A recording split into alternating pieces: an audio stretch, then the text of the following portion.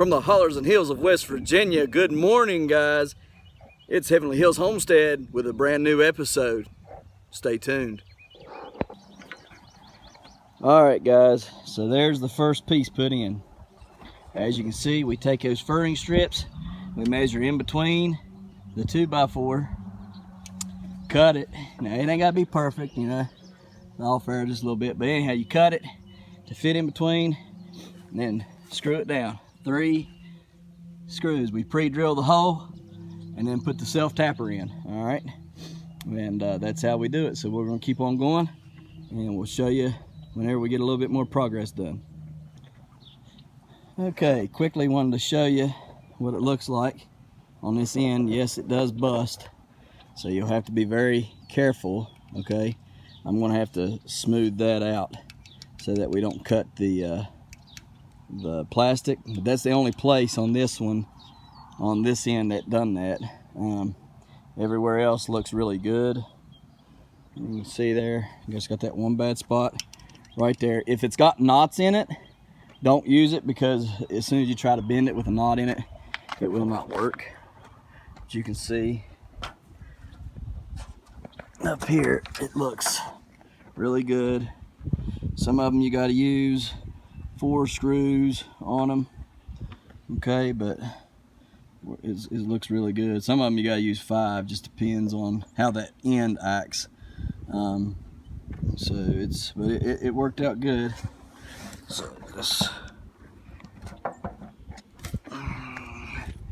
you see here, looks really good. So that's this end, and we're gonna go button up the other end and show you what it looks like when it's done, and then we'll try to hang some plastic on it, and we figured out a different way to anchor it, so we're going to be showing you that too. All right, so we got this end done all the way. Kira, be careful over there. It's all the way good. Now we got a frame put together. We're square on the frame. So like I say, them furring strips, they'll, as long as there's no knots in it, them furring strips will come right along perfectly fine. Okay, no problems. Now what we're going to do next is we'll pick up the frame. Hey, look, hey, you two, Kira, quit digging in there, please. Thank you. I don't want you digging in that, baby. Come on, let's dig somewhere else. Yeah, dig somewhere else. That hole came from that big thing right there. I went and metal detected because I was going to till this up, and after we get the greenhouse situated, I was going to till it, and I wanted to metal detect it so I didn't break my new tiller. Well, that was in the ground right there. So anyhow, what we're going to do, though, once we get this moved back closer, a little bit closer to the cellar, and once we get some plastic on that end down there, we're going to come over here. We're going to grab our pipes, and we're going to anchor them in like this. One will be like that, and then the next one will be this way. Okay, and what that does is you're anchored in the ground this way, and then the next one you're this way. So if the wind goes to blow and try to lift it up, it's trying to lift against one another. Okay, and then we ordered one of these off of Walmart.com. We ordered, you know, the 1,000 foot of mason line, braided mason line. Okay, and we ordered this so whenever I put up my fence in the next week or so, we could have a straight line putting the fence up. Well, instead of just one coming, 24 of them came. So I've got 24,000 foot of braided mason line, and my wife, she said, because we was going to use rebar, and I don't have any more rebar left over, she said, well, what about the extra poles that went to the trampoline? And I said, oh yeah. She said, you can set them in and anchor them to this, the second pole up. And I said, well, that'll work just fine. So that's what we're going to do. But look, anyways, remember, we're going to set one this way, one that way, then back this way, and back that way, all the way down. So if it's 4 or 6, whatever will fit in there, That's how we're going to set them up. Okay, and then we're going to run our braided mason line through here, up over the pole, back around through here, all the way over till we get a good solid piece. And if you got some better rope, absolutely use it. You don't have to use braided mason line. If you got paracord or anything like that, use it. Okay, that's just what we have available, and it's what we're going to use to anchor it down. We're also going to be leveling up the front before we anchor it down. So we're going to scoot it closer to the cellar.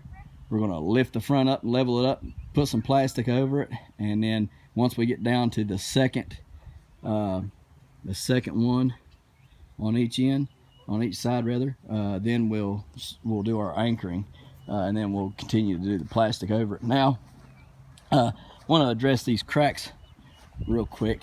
So this little crack right here and other cracks that's like it, I think what the best thing to do is to go buy some of the Gorilla Glue tape and put Gorilla Glue tape over this. Okay, in fact, it would probably be good to just put Gorilla Glue tape over the whole thing, just to help keep some the UV off of it and stuff. Now I'm supposed to have UV protectant greenhouse plastic, but you just never know. So anyways, put a little bit of that on there, and that'll help the splintering that it's going on right now, and it'll also maybe help keep from getting some UV damage on the wood. So anyhow, that's what we're going to try. That's what we're going to do. So I hope that you guys have learned from this video so far, and from yesterday's video. And if you have, do me a favor. Go, like, share, subscribe. Okay. There's going to be all kinds of stuff that we're doing this summer. This ain't the only thing. I mean, we got all kinds of stuff to do. So anyhow, that's going to be the last part for this video. I'm going to take y'all over here and show y'all the plants, and then we'll end the video for the day. Alright guys, so here's the plants, and we're going to start right here. These are red habaneros. All these peppers are red habaneros till we get to right here. And then these are dragons. They do need transplanted. I'm waiting on dirt to arrive. I got some Happy Frog dirt. I really liked it. So couldn't find it in the stores around here, so I ordered it. It was supposed to have been here already. It's not showed up yet. They do need transplanted very, very badly. So do these dragons here. And as soon as my dirt comes in, I'm going to transplant them. But that's just a few of the red habanero peppers that I have. Okay, then my wife, she bought me this grapevine about a month ago, and all it had was a little nub there, right there, and you can see how long it is now. All right, that's way out there. I mean, it's 3 foot or better. All right, so that's doing good. This is a blueberry plant. It had 1 or 2 leaves on it when my wife bought it, and it's taken off really well.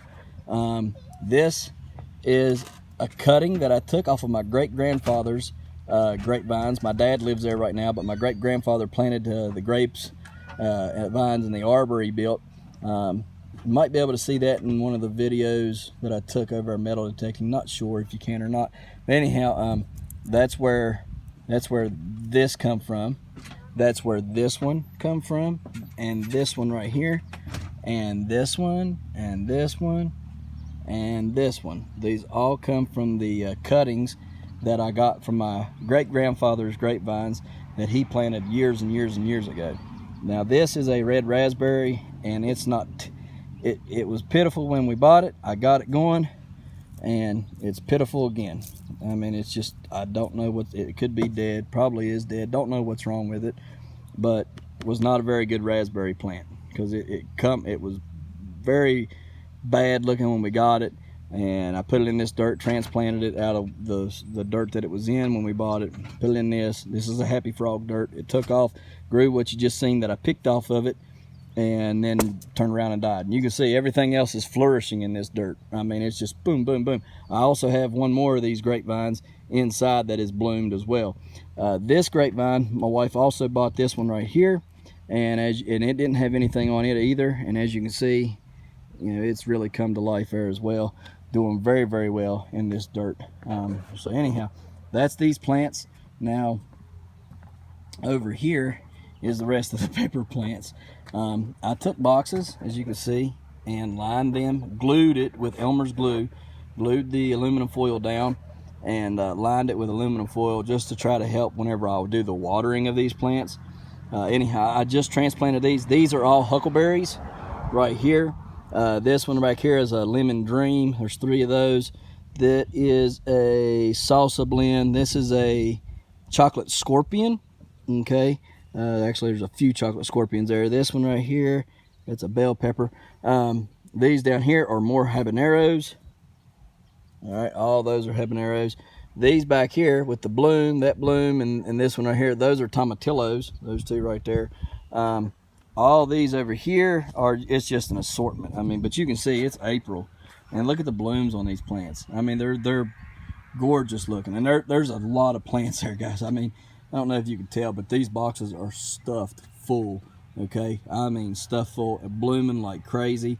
I have to come out here and just do like that, trying to get them to do something on. The bees are flying around a little bit right now, but not a lot.